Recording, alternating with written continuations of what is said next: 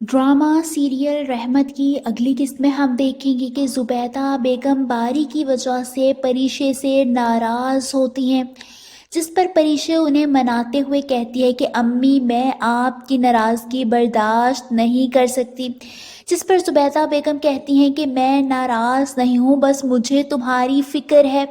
वहीं परिशे की दादी उसे समझाते हुए कहती हैं कि कुछ भी तुम्हारी मर्ज़ी के बगैर नहीं होगा।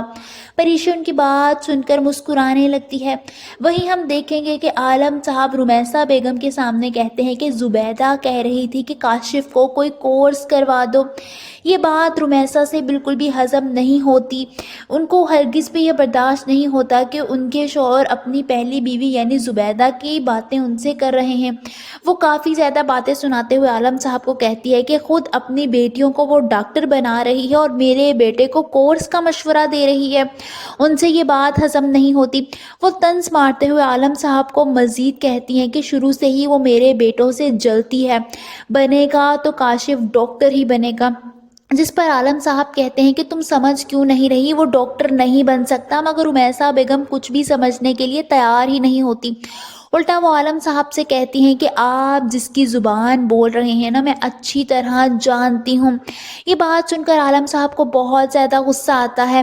रुमैसा बेगम उनसे कहती हैं कि मैंने कितनी तसल्लियाँ दी आपको, लेकिन आप नहीं समझे, मगर पता नहीं उस ज़ुबैदा ने ऐसा क्या कहा, ऐसा क्या जादू किया कि आप सब कुछ भूल गए। ये सुनकर आलम साहब को बहुत गुस्सा आने लगता है। वो कोई भी बात किए बगैर वहाँ से उठने लगते हैं, जिस पर रुमैसा बेगम और बातें सुना रही होती हैं। आलम साहब को अब की बार मज़ीद गुस्सा आने लगता है। वो आगे से कुछ भी नहीं कहते और अपना गुस्सा कंट्रोल करते हुए खामोश हो जाते हैं। वो जानते हैं कि रुमैसा को कोई बात समझाई नहीं जा सकती। वही हम देखेंगे कि रुमैसा को हज़म नहीं होता। वो ज़ुबैदा के घर चली जाती हैं और कहती हैं कि आलम ने तुमसे 2 घड़ी बात क्या कर ली, तुम्हें अहमियत क्या दे दी, तुम मेरे बेटों के बारे में मशवरे देने लग गई। वो मेरे बेटे हैं, इनके लिए क्या करना है क्या नहीं ये मैं अच्छी तरह जानती हूँ। वो उनको काफ़ी ज़्यादा बातें सुनाने लगती हैं और वहाँ से चली आती हैं, मगर ज़ुबैदा बेगम खामोशी से सारी बातें सुनती रहती हैं। वहीं हम देखेंगे कि परिशे को ऑफिस से गाड़ी मिलती है। वो बहुत ज़्यादा खुश होती है।